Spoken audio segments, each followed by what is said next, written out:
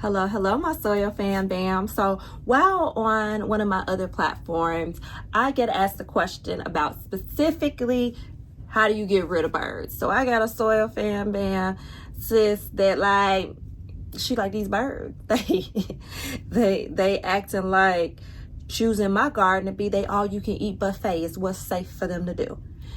And baby, I'm about to give you some organic things that will make sure that they know this ain't the one that I want to play it. This is not the buffet. Let me go ahead and fly away. Let me move on. So let's get into these organic ways to deter birds from having a good old time in our garden. Sun on my skin, hands in the soil, rocking my locks, yeah, I put in the work. Fresh picked greens, yeah, the harvest is tight, making sure everything I'm growing is organic and top flight. Roots run deep and my flock stays fly. Chickens struck bold with a twinkle in their eye. This ain't just farming, it's bigger than that. It's food for the soul, yeah, imagine that. No limits, no fear, just water and light. Growth takes patience, yeah, trust in the time. From the garden to the people, let the harvest be blessed. When you live from the land, you're already rich. Plant it, grow it, love it, share. ChiFarmerBae, spreading love everywhere. Dig deep, rise up, let the whole world know there's always room to grow, always room to grow. The trances don't walk, now they strut with grace. Fluffy and fierce, owning their space. Church. The first thing I'm going to tell you is we need to strategically put some reflective surfaces all throughout our garden. So what you can do is you can either buy you some reflective tape or go ahead and grab them old CDs that you're not listening to no more, or maybe even that CD that somebody bought you that you ain't even like, you was like, it's only one song on here I like. Go ahead, tie it on a string and put it strategically on your garden stakes. Maybe hang it off of the roof of your shed, your garden seats, or even your fence. If you got a tree in your backyard, the branches, pretty much you want it to hang somewhere that the wind can move it as well as the sunlight can hit and reflect. For whatever reason with birds, that reflection of that sunlight, so it's just like all of a sudden jumping up out of nowhere in that movement, they scary. Even though they clearly think that you the 1, 2, and a 3 to munch all in their garden, but they scary regularly. So you're gonna go ahead and put those reflective surfaces around, and they're gonna think twice. Okay. And speaking of them being scary, let's go ahead and let's up the stakes. Go ahead and get you a decoy predator. So buy you an owl, a hawk, a snake, and place it in your garden. Now, the trick is you have to make sure that you move it. So every other week, rotate, give it some space, move it around.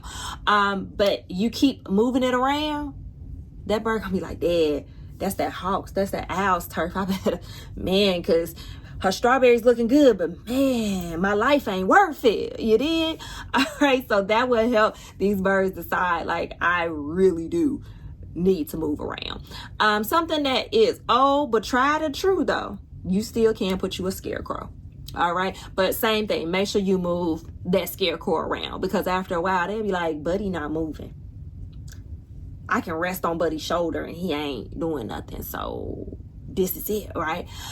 Something else that would scare them, if you have something that can be like a motion activated sprinkler, that'll really get them, because they'll be, whoa, I saw nobody, and now all of a sudden I'm wet. And birds, just like cats and several other animals that generally do, now that I think about it, tend to be pests. Maybe they be thinking it's holy water or something, but anyway, they don't like water. Right? Unless they drinking it, they don't like it, they don't rock with it. So yeah, go ahead, get you some motion activated sprinklers. Something else that's very cutesy that you could get is some wind chimes. Once again, it's about the movement, and then they hear the sound, and then all of a sudden it's like, in their mind, that wind chime is playing the instrumental to Knuck If You Buck, and they just like, I'm scary, I'm just gonna roll out. Okay. Something else that you can do is you can change the appearance of your garden, and it's something real simple, because I know that just sounded drastic, but it's actually very simple. Changing the appearance of your garden means changing it from looking like it's an open buffet to making it look like it's gonna be some work, and them birds are like, gee, I'm lazy. I won't just roll in, scoop up what I need, and keep it moving. So go ahead and go to your local fabric place and get you some tulle. So the material like they make tutus out of. And especially when you got your baby plants, go ahead and cover it and secure it. And that way the birds can't easily get to anything.